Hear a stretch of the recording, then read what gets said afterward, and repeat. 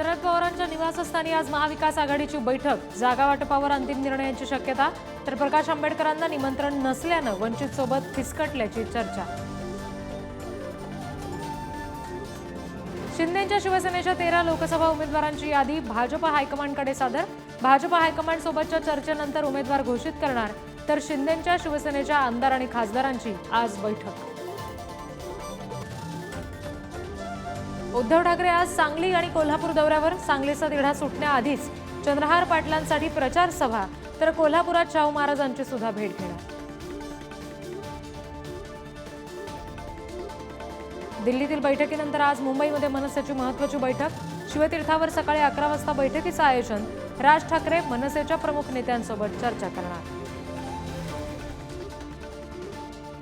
संपूर्ण महाराष्ट्र लुटला जात असताना आमचे सगळे सोयरे लोटांगण घालतायत. अमित शहा आणि राज ठाकरे भेटीवर उद्धव ठाकरेंची जहरी टीका.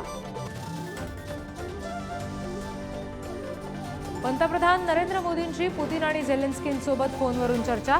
रशिया युक्रेन संघर्ष संपवण्यासाठी मदत करण्याचं मोदींचं आश्वासन. तर लोकसभेनंतर युक्रेनचा दौरा करण्यासाठी मोदींना निमंत्रण. पाकिस्तानच्या बलुचिस्तानमधील ग्वादर बंदरावर दहशतवादी हल्ला. हल्लेखोरांकडून बेछूट गोळीबार. सुरक्षा दलाच्या प्रत्युत्तरात 8 हल्लेखोरांचा खात्मा. नांदेड, परभणी आणि हिंगोलीमध्ये पहाटे भूकंपाचे धक्के. नांदेडमध्ये 4.2 रिश्टर स्केल तीव्रतेच्या भूकंपाची नोंद. नागरिकांमध्ये भीतीचं वातावरण.